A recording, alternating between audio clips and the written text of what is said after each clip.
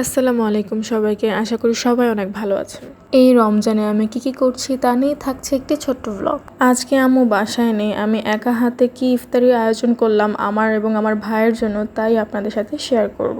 Video শুরুতেই দেখিয়ে দিয়েছি আমাদের সবার ফেভারিট আলুর চপ। আলুর চপ আমি আগেই ভেজে নিয়েছি, এটা সবার ফেভারিট, এটা আমি জানি। তারপর একে বেগুনি, তারপর হচ্ছে আমার ডিমের চপ, এগুলো ভেজে নিলাম। সাথে পেঁয়াজও ছিল, পেঁয়াজও তেমন একটা আমার পছন্দ না, তারপরে ভেজেছি। ভাজাভাজি শেষ হওয়ার পর আমি একটু বারান্দায় গেলাম, একটু অস্থির লাগছে আমার বিড়ালের সাথে একটু বসতে। মিনিকে না দেখলে আমার চলেই না, কাজের ফাঁকে ফাঁকে ওর সাথে একটু কথা বললে আমার নিজেরও ভালো লাগে। এবার চলে গেলাম শরবত বানাতে। আজকে তরমুজের শরবত বানাচ্ছি। আমার এই তরমুজের শরবতটা বাসার সবাই অনেক পছন্দ করে। আমি আজকে সিক্রেটটা দেখাবো আমি এটার সাথে কি দেই। ব্লেন্ডারে তরমুজ, বরফ আর স্বাদ মতো চিনি দিয়েছি, আর দিব হচ্ছে 1 পিস লেবু। এই লেবুটাই হচ্ছে মেইন।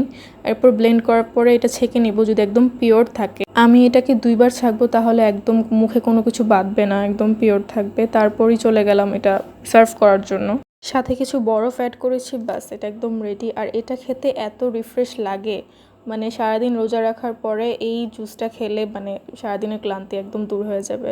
তারপরেই চলে গেলাম টেবিল গোছাতে। ফ্রুট ছিল, বিরিয়ানি ছিল, ঘুগনি ছিল, এটা জাস্ট আমি গরম করছি। আর আমি যা ভাজলাম আর তরমুজের শরবত, বাস এইটুকুই। আশা করি সবাই অনেক ভালো থাকবেন। আল্লাহ হাফেজ।